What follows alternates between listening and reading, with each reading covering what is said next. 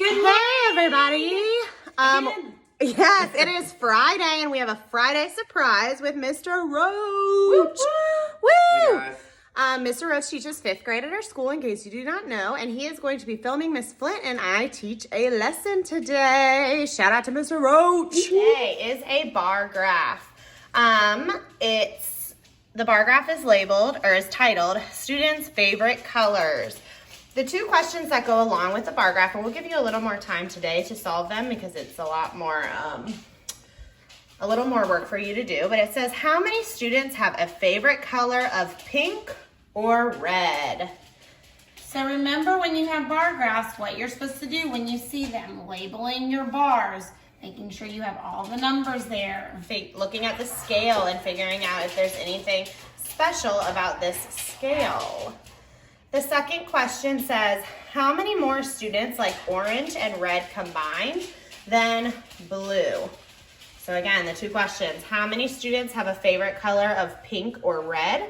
How many students like orange and red combined than blue? Go ahead and solve those.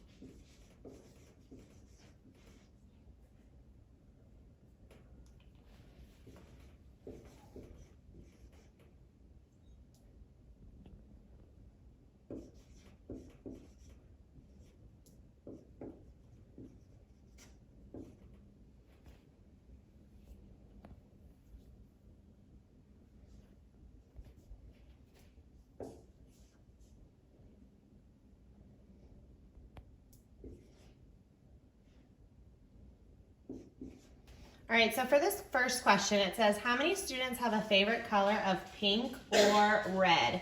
If you look at this bar graph at pink, you should have labeled all the bars, but pink is right here, and in between 8 and 10. So what Miss Flint has already done is, I went ahead and wrote out what I know. So pink, because I looked at my bar graph and I labeled it on my bar graph, pink was 9 because that's what comes between 8 and 10. And then I looked at what red was, and red was 8 students' favorite color was red. The question said how many students like pink or red, and I know that we had a big conversation about what that meant in class, at least in my class, and we had to go move about the room and figure out what or meant when we talked about that, and we decided that that meant that they like this or that, naturally, but that means we're going to add those two numbers together. And remember, in my class, I asked who likes basketball or football? And the people who liked basketball raised their hands, and the people who liked football raised their hands. And then we counted up all the people who liked either basketball or football, and that means we added them up.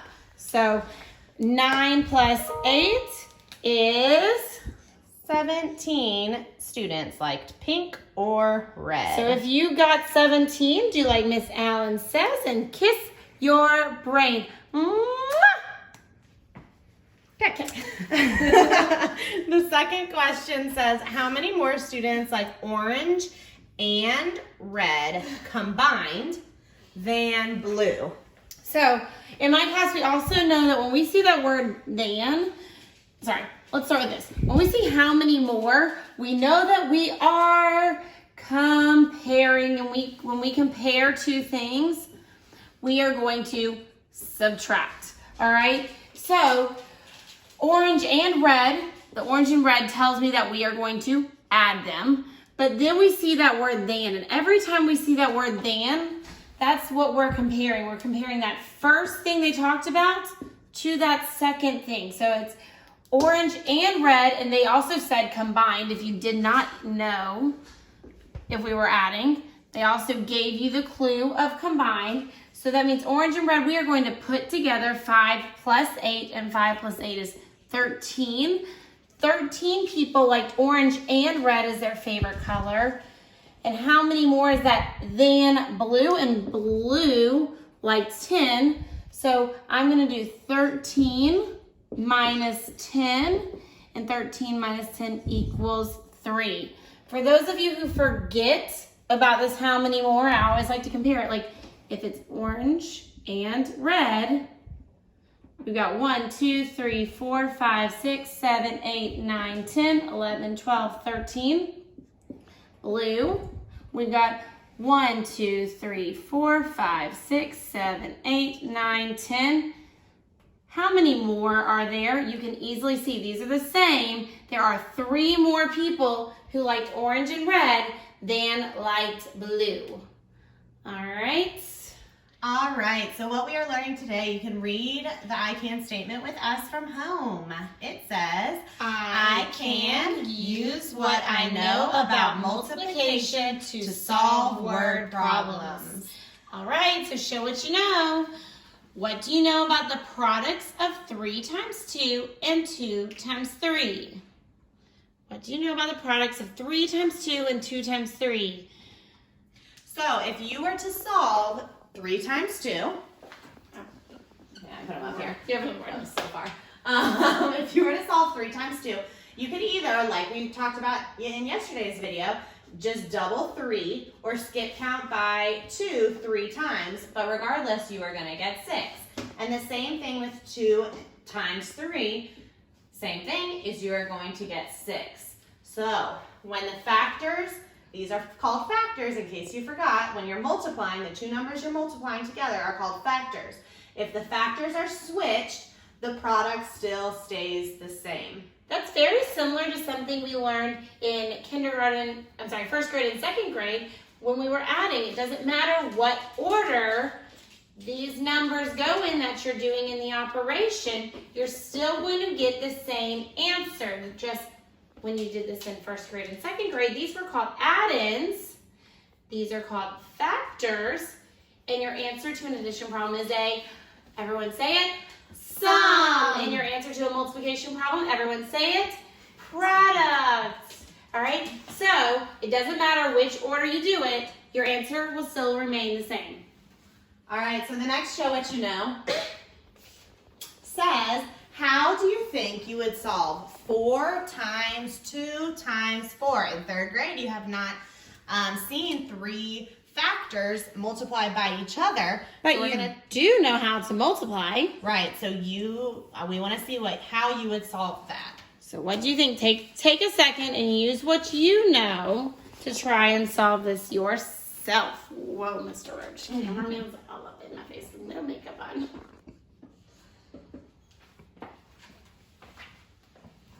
All right, so when I see this, I'm just going to start here at the beginning. 4 times 2. I know that is 8. And now I've multiplied, guys, 4 and 2 together. So I'm kind of just going to cross this out because it's done. And then I've got 8 times 4. 8 times 4 is 32. I've got 8 groups of 4. So the answer, hopefully you tried it on your own. I know we didn't give you much time, but I hope you paused us. And then the answer for 4 times 2 times 4 is 32. And Miss Flint solved it the exact same way that we would do if we were adding. So when we did the perimeter and we had 3 numbers like this that we were adding up, she solved it the exact same way, doing 5 plus 3. And then you bring down the 5 to do 8 plus 5 to also get that answer. Yay! So using everything we know from other grade levels helps us solve even those bigger problems that we've never seen before. All right, so before we start today's lesson, we're going to talk about some properties. Yeah, don't step on my dog. These properties are all a lot of things that you already know, but we're going to put a name to it. So we've already talked about the distributive property a lot, which we're going to talk about today as well. But then some other properties that we're going to talk about today are multiplication rules that you know, but we'll just put a name to it. So the first property that we're going to talk about today is called the identity property of multiplication. You're doing too much, Mr. Roach. The identity property of multiplication is the rule that whenever you multiply any number by the number 1, you get the other number. And we included some examples on there for you.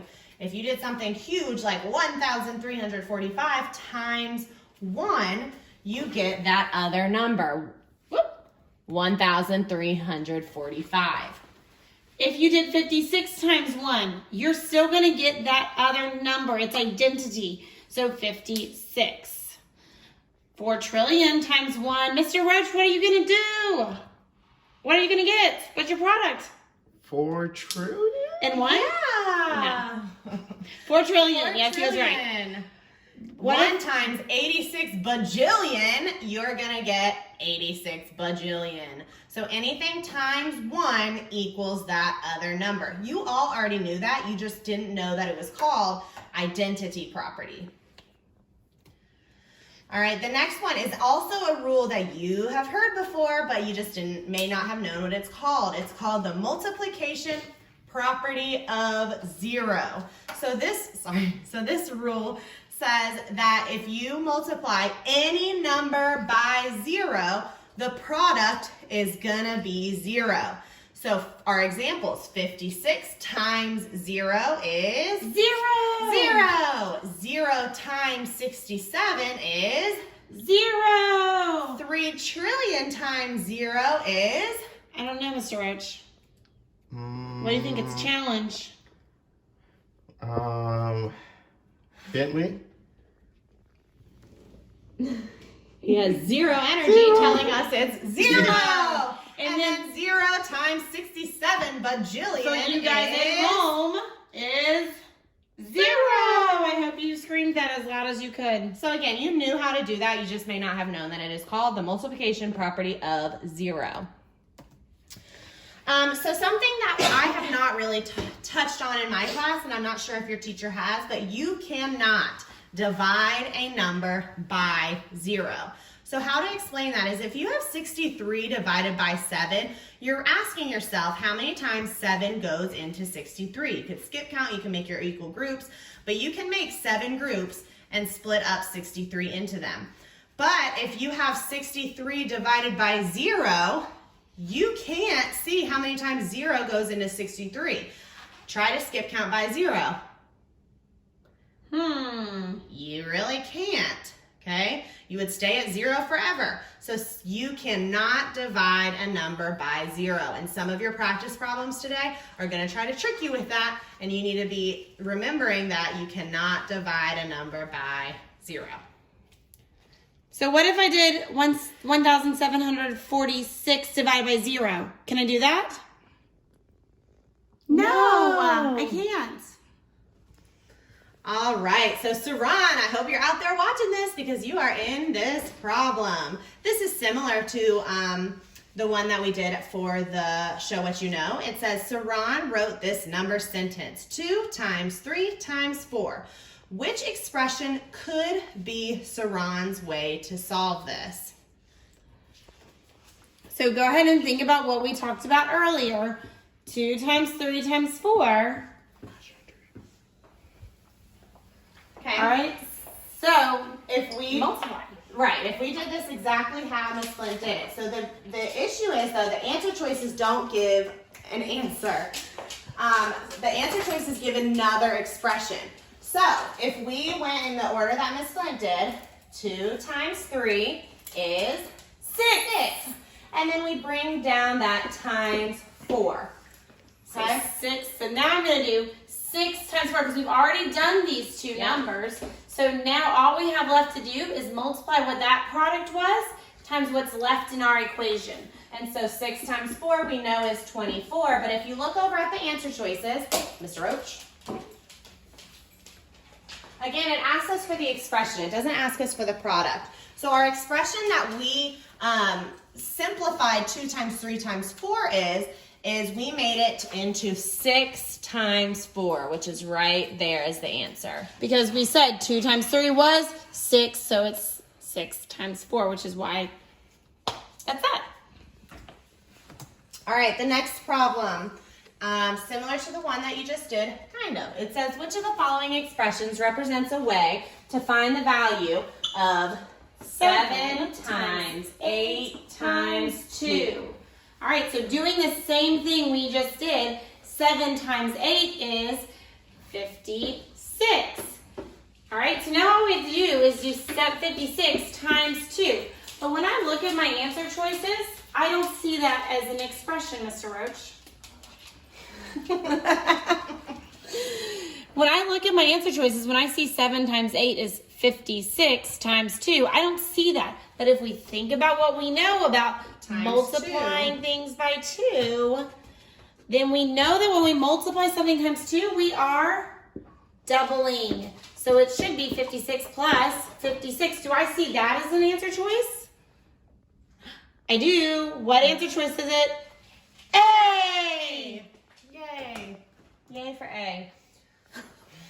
All right. Hillary wants to show her Shout out to you, Hillary. Hillary, shout out. Okay. Hillary wants, I was so bad. Sorry, Hillary. Great. Oh, okay. Hillary wants to show her family that if the order of the factors change, the product stays the same. Which set of facts can Hillary use to prove her point? So she said that if the order of the factors change, so like we talked about earlier, The 3 times 2 is 6. and 2 times 3 is 6. So it doesn't matter what order. If these factors change their place, The key word is that the factors are still there. They just flip-flopped. Yep. So it's the same factors, just switched around. It says the product stays the same. Did our product stay the same? Yes.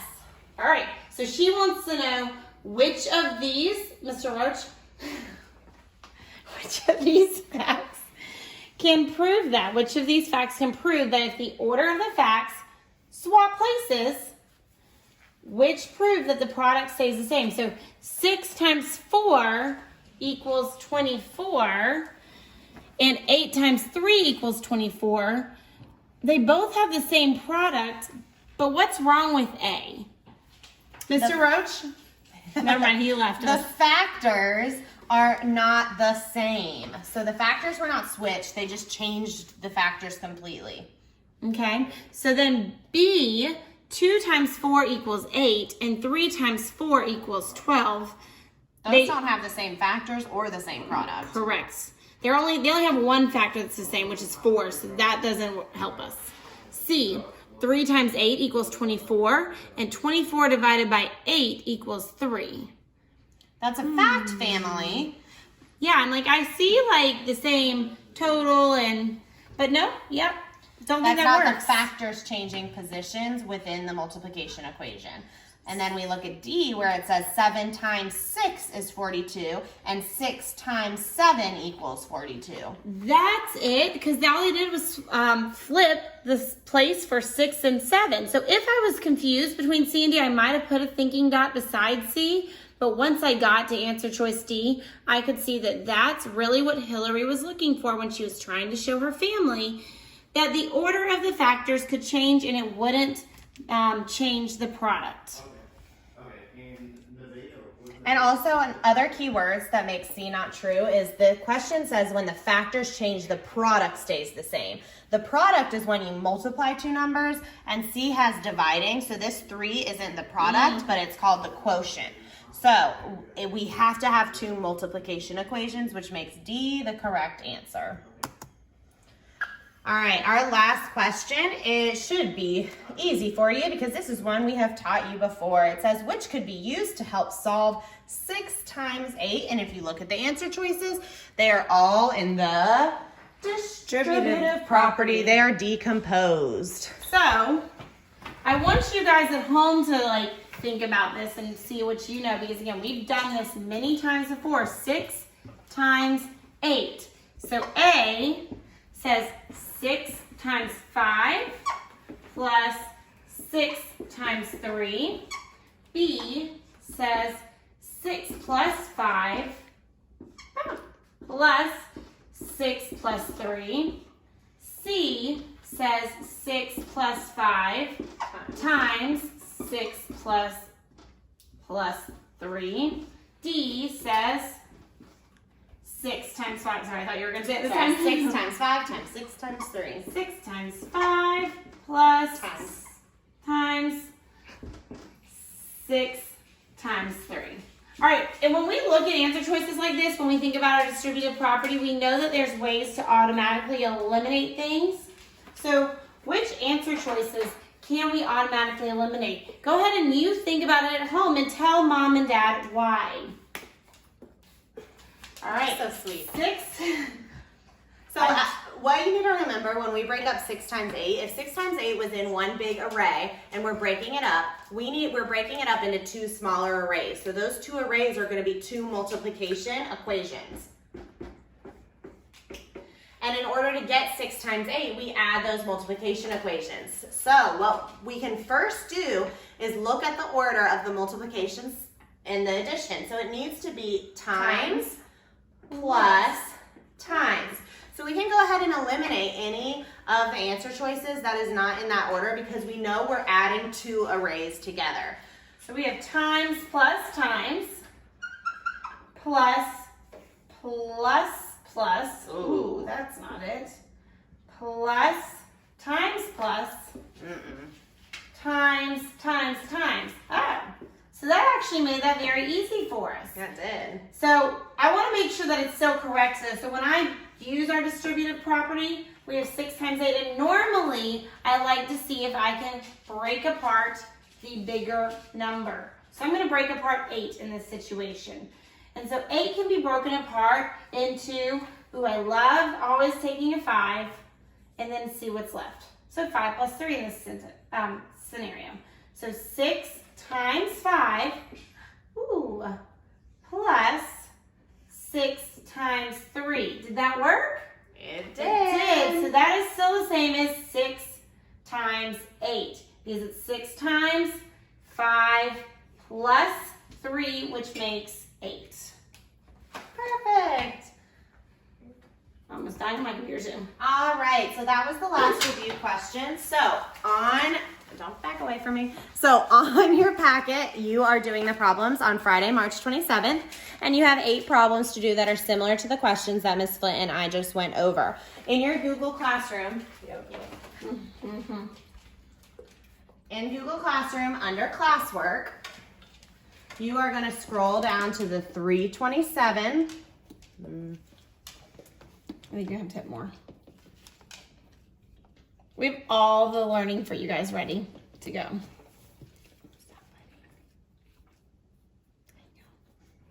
All right, so on the screen where it says 327 Math OA 5 review questions, the same thing as all week. You're going to open up the challenge. and you first put your first and last name. And then the questions are the same that are in your packet, and you need to make sure you put an answer for every single question.